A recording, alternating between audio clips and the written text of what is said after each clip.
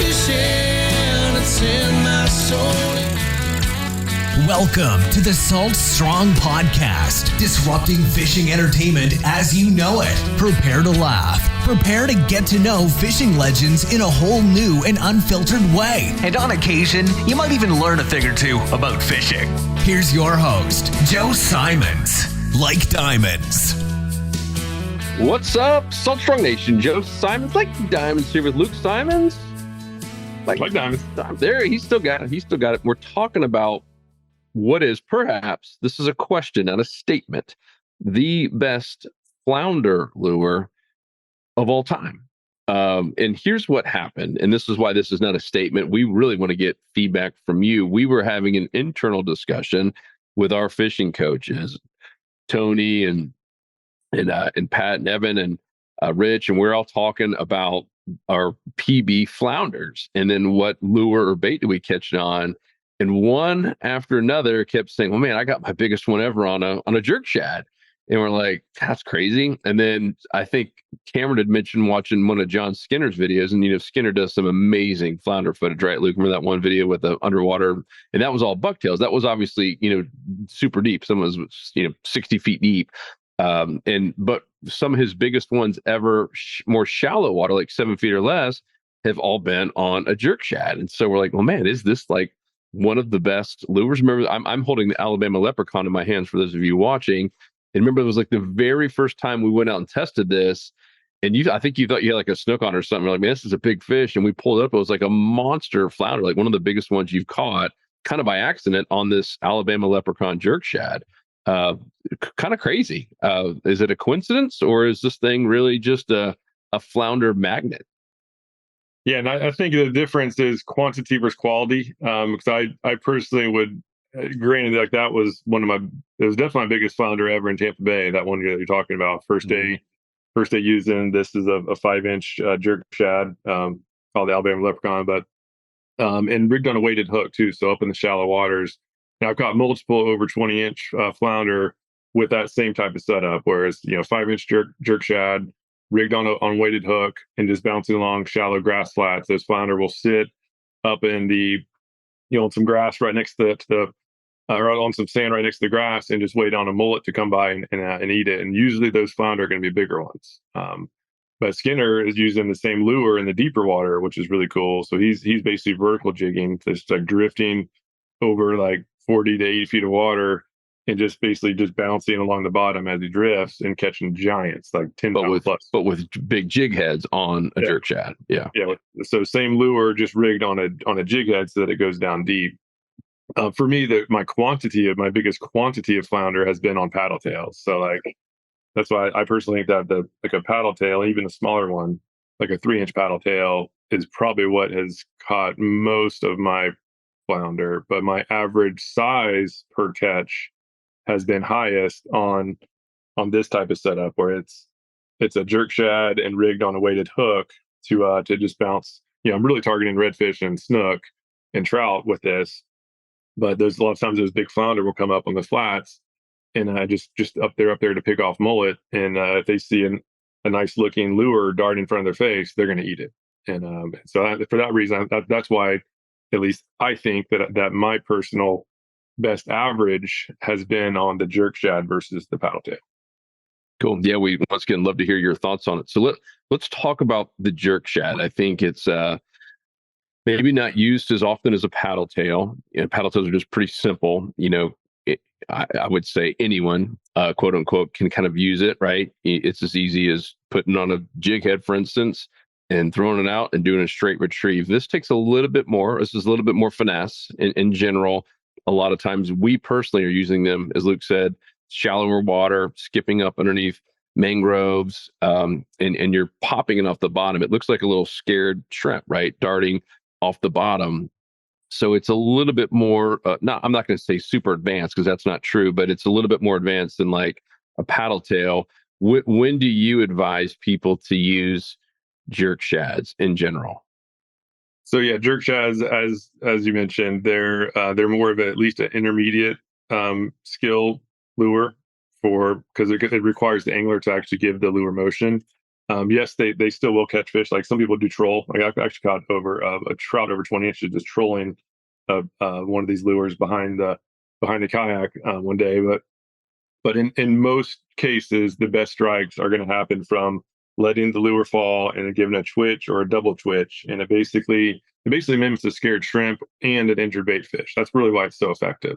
But it just has to have the proper motion, and so the angler has to give it motion. Like unlike a paddle tail, the paddle tail, as the lure is just simply retrieved, this tail is at least providing some motion to help catch the fish's attention. So anybody can do that, right? This is a beginner level lure that has extremely good results, which is why it's really more popular.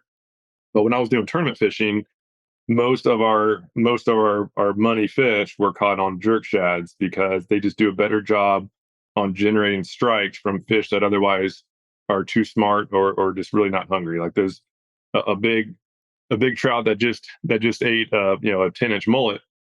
They're really not hungry. They're not going to chase down a lure. Like these paddle tails look like just a natural swimming bait fish. Mm-hmm. But when you give this lure a good double twitch retrieve where it just looks like it's a scared shrimp or an injured bait fish, now that's just an easy meal. So now even a full fish will be like, all right, it's right here. I might as well just eat this. And so that's why I think these jerk shads should be in some jerk shad of some capacity should be in every saltwater angler's tackle bag. No matter which one, there's obviously a million choices. But when this totally outperforms the others, for me, has been when I'm fishing shallow water on a day that's calm and clear. So there's clear water and there's clear skies and there's really just no movement. That's when a paddle tail, even this tail of this lure creating the vibration, is just unnaturally loud. It's kind of like, if you're camping in the middle of the night when there's just no wind and it's, like the leaves are dry and like a squirrel is walking over some dry leaves, it sounds like a bear, right? Like it's a grizzly. Yeah. So like something really small can make abnormally large amount of noise. It's just not natural. And so the same premise, right? When things are super calm, nothing's moving, like just a paddle tail itself will just be unnatural loud, and that's going to spook fish. Where this comes into play is that it's super streamlined. There's really no vibration, and all that happens is just that little darting motion that, at least for me, again, it's just been the perfect lure for those calm conditions. But if the water's real murky and turbulent, where now fish can't even find it, that's when the paddle tails will almost always outfish the jerk shads. So in stealthy situations, when you need stealth, like you said, rig one of these on a little Haas Helix or owner twist lock, something that is going to be weedless, not make a big splash, and it's just going to be natural. That's it. It takes me back. Remember that time we bought that lure? What was it called? It had like the LED lights and like you had to plug it into a USB charger to. Yeah, all we caught were snagged a pelican. Yeah, we snagged a pelican. But the whole pitch, they ran commercials and the whole thing was a bust because it was a joke. The guy didn't think it was a joke. He got really mad, the guy who invented it. But it basically said to guarantee you to get a strike on every cast, which no one should ever say that about anything because it's impossible. And so I did catch a little snook on it. I do remember I did catch a little snook at the end after like 2 hours of fishing. And that was an area that usually just have been like wrecking, like catching a ton of fish. And they actually they grabbed the clip of my snook and put it in one of their ads too. It was that bad where they have to take somebody else's content. And when I'm like a little 14-inch snook. Yeah. But I vividly recall because we were kind of near like Bayshore in Tampa, and we were sight fishing these. Remember, these are like nice slots and maybe even upper over slot snook. There were some big girls. Super shallow water, and we're already doing this video, and we're filming part of it live just to show people, hey, let's see if we get a strike on every cast. And it was almost like probably to the snook, and let's just say a foot of water with this thing with LED. It literally had LED lights, like it's shining, it's flashing. It probably to the snook felt like there were fireworks going off in its face, and every one of them bolted as fast as they could. They'd never seen anything like it. And I remember you saying, like, man, I wish we could just use some jerk shads right now. We probably would have caught at least one of these, if not two, of these because they didn't know we were there until we threw the LED light thing. One, it makes a big splash, so they're already kind of alert, and then two, they see lights going off and this thing's vibrating. It was almost comical to see how fast all those fish started off. Yeah, and again, only we had like an Alabama leprechaun. And obviously, it was not just that one lure in particular was overly loud. Like pretty much any lure with rattles, when it's calm and clear, and especially if it's shallow water, just fish are naturally going to be a little bit more on edge in that situation. And so, like, just any sort of abnormality as far as loudness, they're going to get cued off. They're going to get hesitant, or like in that case, those lures were super loud. They flat out bolted. Like we even like. So I remember I was like, oh man, like this is a little bit too loud. Probably it's not going to work, but we had a pack where we weren't going to use anything else.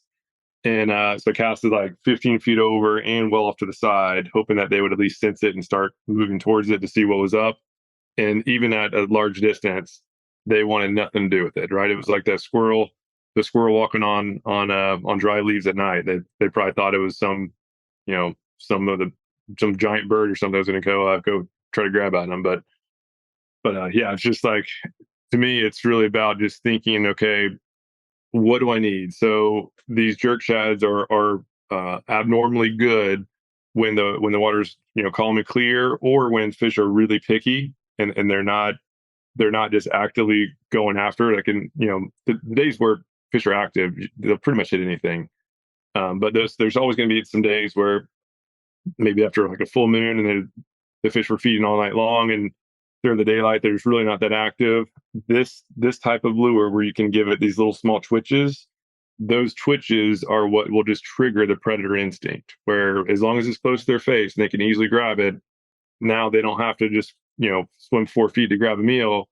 They just have to like go 6 inches and open their mouth, and they got an easy meal. So that when the fish are super spooky and I guess spooky or just not hungry, that's where these types of lures do best. Yep.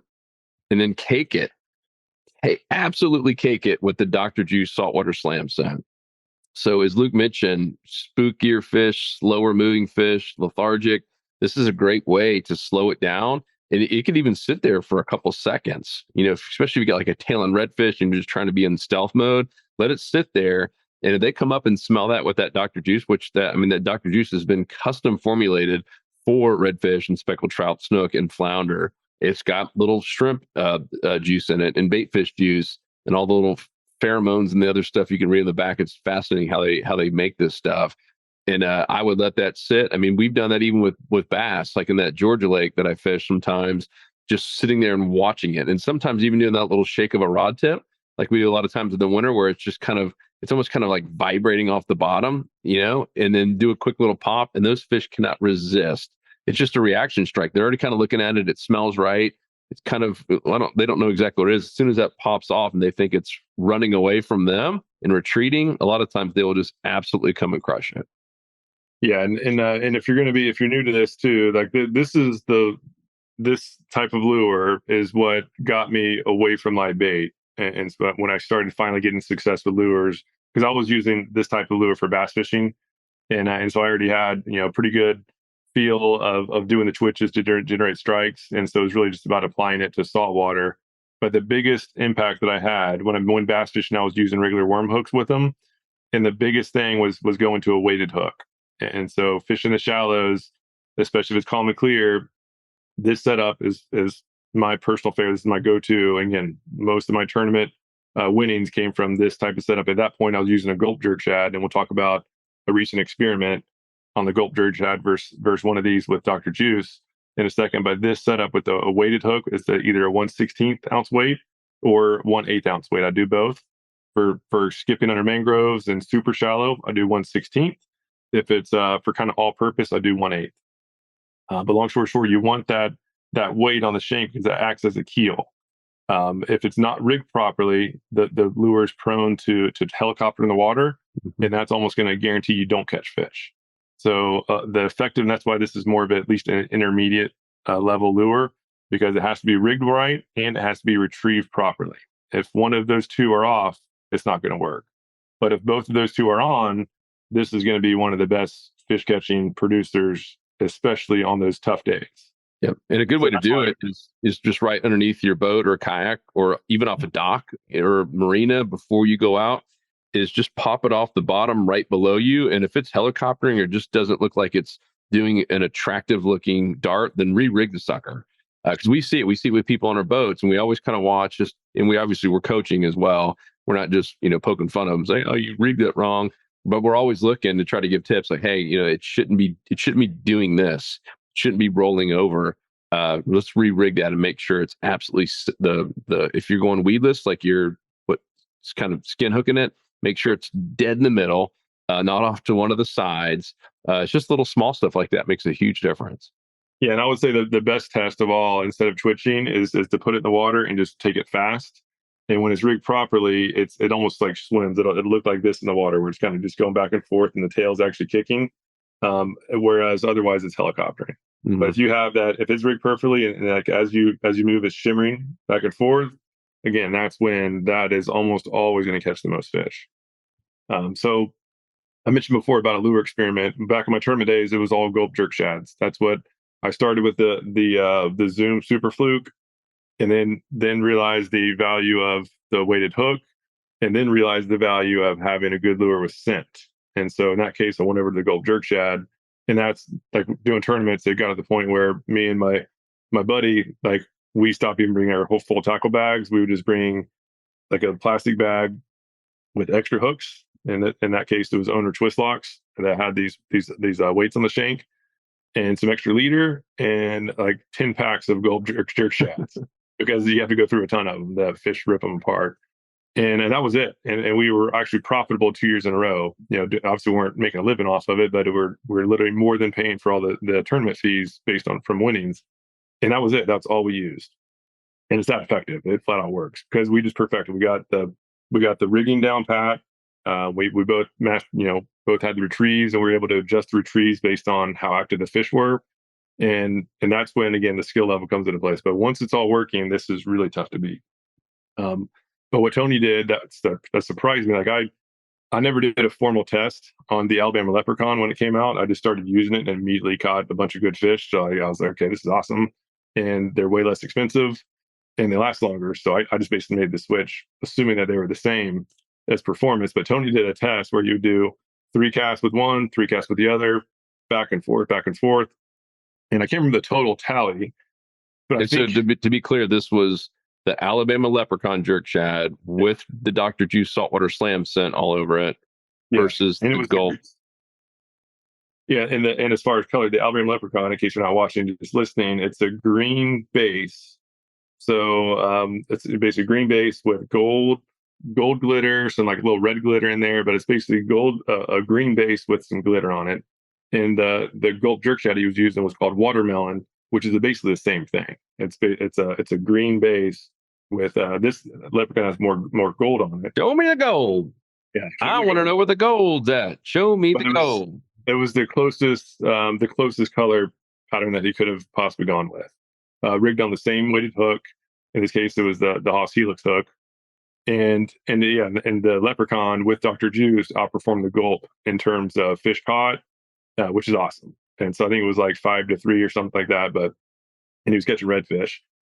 But really powerful to see that you don't have to get this super expensive gulps for it to work. Just have a good lure, put some good scent on it, and most importantly, retrieve it properly and rig it properly, and you're going to crush it.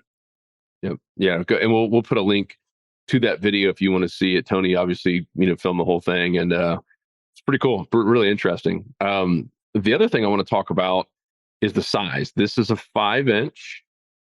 However, we've caught some mondo fish, including big flounder, without the tail, where it's kind of like the nub. The same thing we have with the Slam Shady 2.0 with the paddle tail. When take off the little tail, and it's like it basically turns into a jerk shad. We've had some without the tail on it, still catch some monster fish, and it casts a country mile. It's so aerodynamic when you take that little tail off. Talk about that, Luke. Is there ever a time you've done it on purpose, or I haven't personally. I always just, if it rips off, I'll just keep casting to see if anything else hits it. Sometimes you get surprised, like, holy smokes. Yeah, so it started by just getting tired of spending money on all the gulps, where like pinfish would keep biting off the tail, and like, all right, I'm tired. It should have changed. I'm just going to keep using it, and we were catching good fish on little nubs of gulp jerk shads, and especially realized that the smaller ones did shockingly better when a lot of the bait in the air were small. And so now, again, if I'm fishing area and I see like a lot of little fry bait and like pelicans are diving and they're like hardly even going up, they just like come out of the water barely and just basically put their beaks in the water. That almost always means that there's small bait. And when I see that, as soon as I see that, I rip the tail off of whatever soft plastic I'm using. As long as it's a good soft plastic, it works both full body or the nub style. So whether it's a jerk shad or even paddle tails, like our mulligans have great action without the tail as well. So I'll just purposely start ripping tails off, even power prawns. One of my best had one of my best days late last year for tarpon, and as juvenile tarpon, they wouldn't eat a full power prawn junior, which is 3.5 inches, but you take off an inch and a half and go with the nub. And I jumped 6 tarpon and landed 2 of them in like 45-minute period, and caught a slot snook on it too. So like it's these little nub lures. It's not so much go with it, whatever it is in the packaging, or get a good lure that has just good flow, where the front nose of it is, doesn't have any crazy hard edges or anything like that. And as long as that front end is streamlined, it doesn't matter really what is on the back end.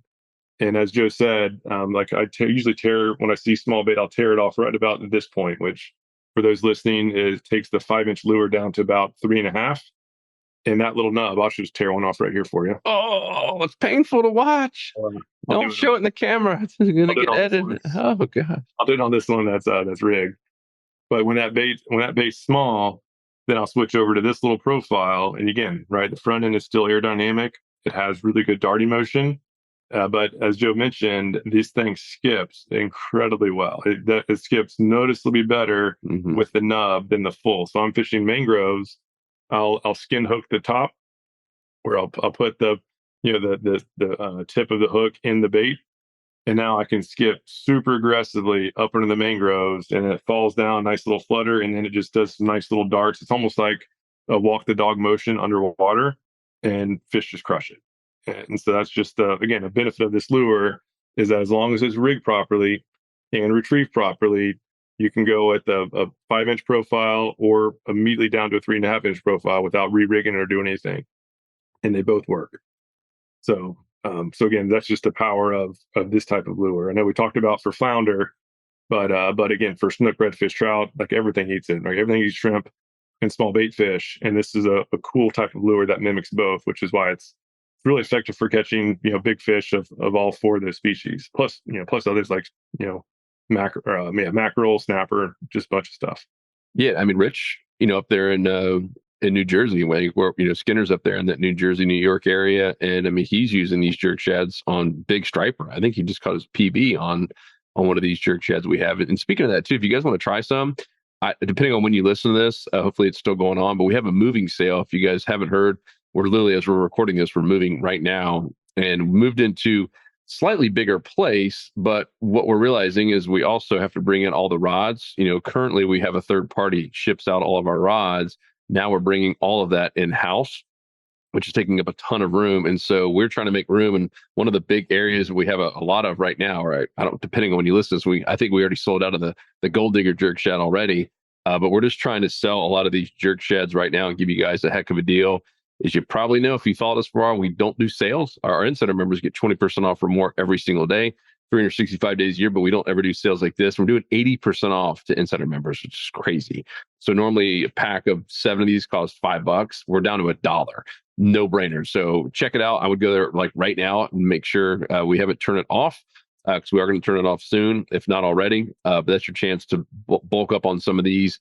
Maybe some other colors you haven't tried yet. Alabama leprechauns, I would say, are top seller, and Slam Shady jerk shad up there as well for the kind of a lighter color. That thing crushes it.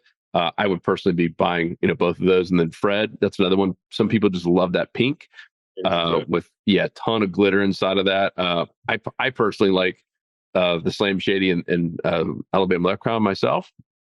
but I know there's some of the guys up there like Panhandle, like Matt and Pat. They love that Fred fooling redfish every day. So bulk up. That's all at fishstrong.com and just do a search, for jerk shads and see if the sale is still going on. And if it's not, you can still buy them at the normal price and add some Dr. Juice. What would you say, Luke? Would you go with the Haas Helix or Owner or both for the shallow water? I was just about to say that. Yeah. So rigging is crucial. And for the shallow water, I like the Haas Helix hook best of all, and particularly the 3/0 hook. A lot of people go with the 4/0 for a 5-inch lure, but these lures are pretty slim. And this is the 3/0. You can see there's plenty of hook gap in there. The hookup ratio is going to be better. It's going to be the same. There won't be a big difference. But the ability of the lure to sit on the hook properly is better with the 3/0 versus the 4/0. When you have the 4/0, it's a lot bigger. The lure can be more prone to do the dreaded fall down, where it starts kind of going a little bit unnatural, where it'll have a big curve in it, where it fits basically perfect on the 3/0. So 3/0 Haas Helix hook. If you're serious about really getting fine tuned in shallow water conditions, the 3/0 with the 1/16 ounce weight and the 3/0 with the 1/8 ounce weight would be the must haves. If you're just going to go with one, like an all purpose, go with the 1/8 ounce weight, because that way you can still go shallow, but also cover down to about 2.5 feet of water. When you're using the 1/16 ounce weight, now you're basically limiting yourself to just the really shallow stuff, like a foot and a half and shallower. But yeah, they're awesome. And as far as fishing deeper water, I now am just using these the Haas football jigs, but really any jig head will work. Like I don't have any on me here, but here's one. These like trout eyes, right? It really rigs nice on the trout eyes. Yep.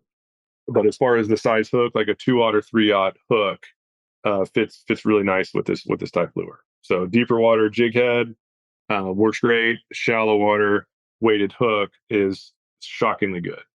So at least this is when I use most of my jerk shads for the shallows on the weighted hooks. Cool. And that's all over at fishstrong.com. It's our online tackle store. Once again, insider members. We just hit 38,000 members, by the way, this week. So thank you guys. I mean, amazing. We'll be at 40,000 here before you know it. So yeah, 38,000 active insider members, and join the club if you haven't already. I don't know of anything better in terms of saving time by helping you find the fish quick with all the shortcuts and software we have, and then saving money on all the tackle discounts, and us just going out and trying stuff and reporting back on what we found has worked all over the place. So we got coaches everywhere, and adding more guides and coaches here every month. So a lot of new stuff coming for members here this summer. So don't miss out. Join today. That's at saltstrong.com. And then finally, let us know your comments. Like I mentioned in the very beginning, this was not as Luke says, a lecture or a sermon. This is more of just a conversation of us chatting, because it was very odd that we were all going around talking about our PB flounders, and everyone literally on our team had mentioned a jerk shad. And I was like, we got to do a podcast on this. So especially with Skinner involved, he is the flounder king, and he's tried, I'm sure, everything imaginable. The fact that the jerk shad got his biggest one too is that was what really opened my eyes, because I didn't really think much about it. I don't catch a ton of flounder, but yeah, almost all. My biggest one was on live mullet in like 60 feet of water offshore, but all of my others that even came close to it were all jerk shads in like about a 1.5 to about 3 feet of water. And yeah, so I was like, man, but most of my fish have been on paddle tails, but the average size is way smaller on the small paddle tails. Yep. Cool. All right, guys. Well, that is it for this episode. We will talk to you on the next one. Comment down below. Do some shopping over at fishstrong.com. Take advantage of the moving sale if it's still going on. And join us in the club if you haven't already at saltstrong.com. We just introduced local chapters as well. We had the first round here this past week, and just went phenomenal in terms of attendance, in terms of the speakers, getting some really cool captains to come speak and share what's going on locally, and just a great way to meet friends. And the camaraderie there was just absolutely amazing. So I'm really stoked to see these chapters continue to go. And that's, once again, for insider members only. So come join us there at saltstrong.com. Otherwise, we'll talk to you on the next episode. 'Cause fishing, it's in my soul. It was passed down to me from the days of old. Find us on the water if there was